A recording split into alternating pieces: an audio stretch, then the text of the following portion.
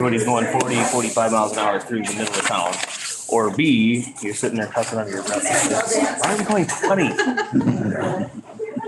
We have Illinois drivers here? There's no in between.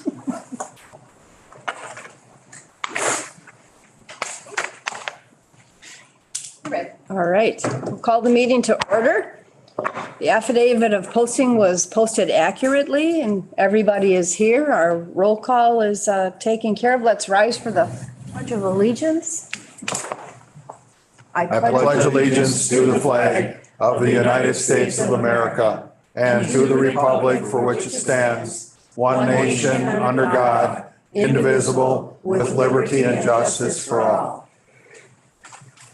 Okay. I would entertain a motion and a second to accept the consent agenda. Motion. All right, Supervisor Kelling first and a second by Supervisor Smisek.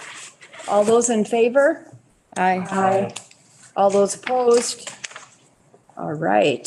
So our discussion items today, we have two opportunities to hear about the quarterly report.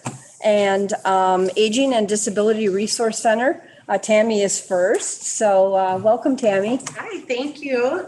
So I'm Tammy Anderson. I'm the director of the Aging and Disability Resource Center. And we're going to be reporting on our EOS initiatives. I know I'm not supposed to get too much into the weeds, but I'm just going to give you a super high level overview of the programs that we're doing. We've been working on this project for about a year now, and we are partnering with two local school districts to foster some intergenerational relationships. So partnering those that are feeling socially isolated or lonely in the community with a classroom in an elementary school, doing things such as, pen pal writing, having the participants go and help in the classroom if they're able, special birthday greetings, things like that. And then the other piece of the project, or the other program of the project, is two high school students from Kewaskum High School are interested in teaching a technology class to either adults with disabilities or older adults that are feeling socially isolated, assisting and teaching them things that will help keep them connected with family, friends in their community, in addition to other technology things, basically using an iPhone. So those are the two programs that we're doing. And right now I've been working with Ellie Barber, who is an intern in the Human Services Department.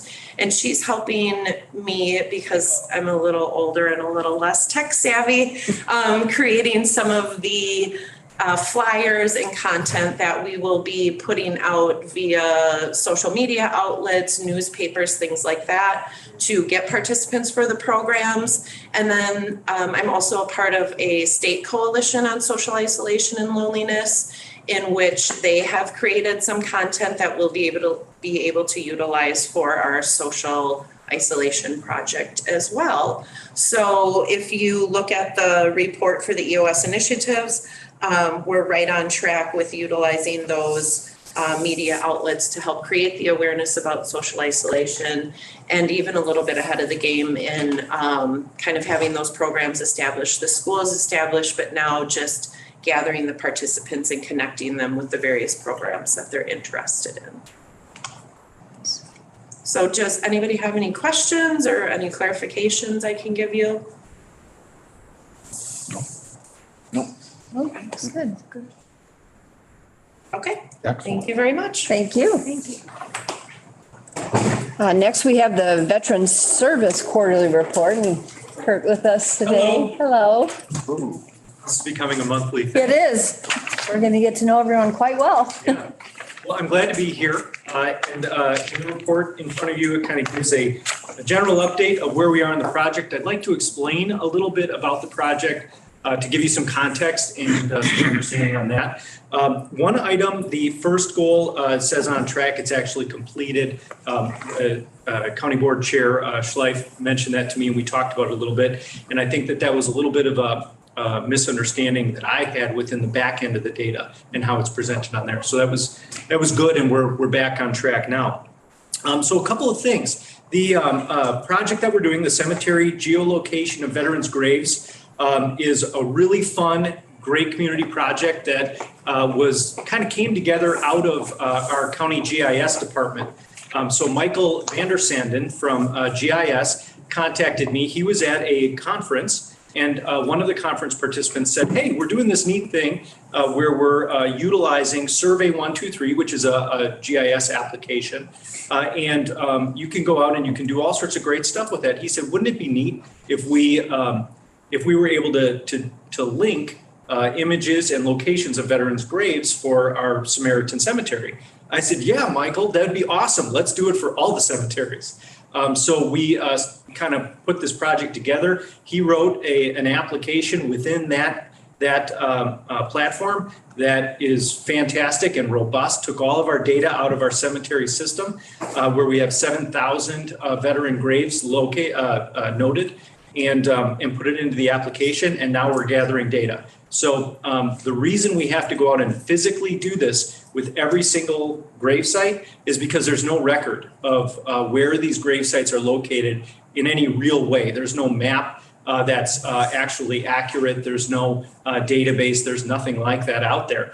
So we'll be the first county to do this, as far as I know, especially in Wisconsin. I haven't heard of it anywhere else. And we're engaging the Boy Scouts of America. I shouldn't say that. They're the Scouts BSA now. The Scouts BSA, they're going out and geolocating all of these sites. We have devices that help get a cell phone a lot more accurate. So then they locate it with their cell phone, and then they snap a picture of the grave. So what is going to happen is, once we get the data collected, the citizen will be able to go online to our website, go into this application, and just search name, search period of service, search cemetery, and be able to see all of the veterans there of, the Vietnam era, Civil War era, World War II era, everything. You'll be able to do a ton of research. For genealogy, it'll be a great help. And of course, for our flag program, kind of selfishly, it'll be a wonderful help because we'll be able to show volunteers, hey, look at your phone. You'll be able to see all of the veterans' graves right there, and they're clearly defined for you. So really exciting project, and kind of the end goal, and you'll see this as we go through the project, in real time with this project management tool, EOS. My ultimate goal, the last goal on that list, is to take this to our service group, the County Veteran Service Officer Association, and present it for statewide consumption. And hopefully other counties will kind of take hold of this, and we can get a nice broad-based database going for the whole state. Leading the way. Trying to, yeah. I think it's a really neat project. And GIS, we've got such a fantastic IT staff here in Washington County. It really is. I mean, it's a gold mine of experience and ability. So to use that and leverage that for our benefit, I think it just makes sense. Great. Any questions or thoughts on it? Yes, sir. Does that include Washington County's own little cemetery up on the hill? Because I know there are 2 veterans up there. Yes, there are. There are 2 veterans up there. Yes, it does. We have not actually plotted those yet. I started to. I plotted that one, and I plotted Rusco, which, if you know where Rusco Road is. Yes. There's one veteran grave there. It's a Civil War vet, the original Rusco family. So I plotted that one too, and then we changed the link. So I've got to go back out and do them. But yes, we do have 2 vets up there that were in that cemetery. Okay, and for those who don't know, we have our own grave site here. It's located just across from the sheriff's department up on the hill. There is a path, and it was under kind of a little bit of a problem before, and Ashley straightened that all out. And she found a second veteran out there. Was that you that found it, or in the process of? I talked about that years ago. Yeah, when they were cleaning it up, Yeah. they already knew there was one up there, and in the process of cleaning it up, they found a second. And so it's a little history about where that cemetery was. And I just kind of keep an eyeball on it because kind of in the business. I like to make sure that our dead are taken care of. Sure. They're still our people.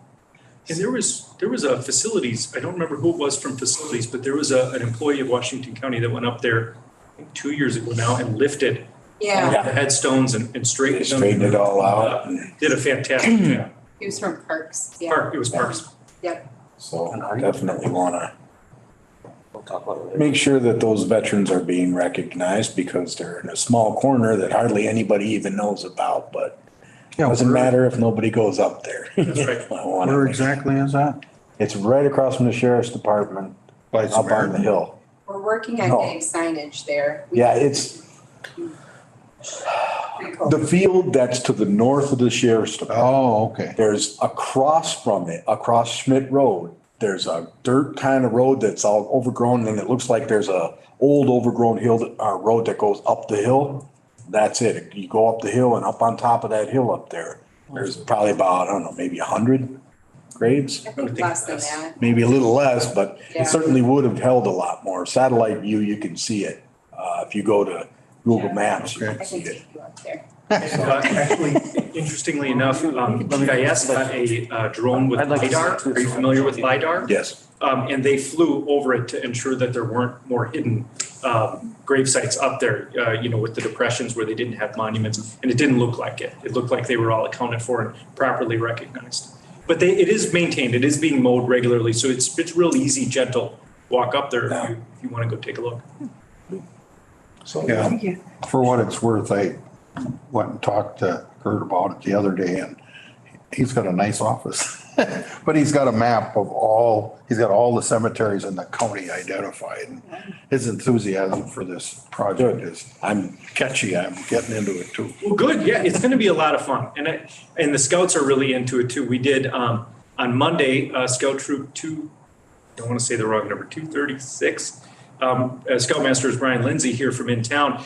He took out his group and all the parents stayed to participate.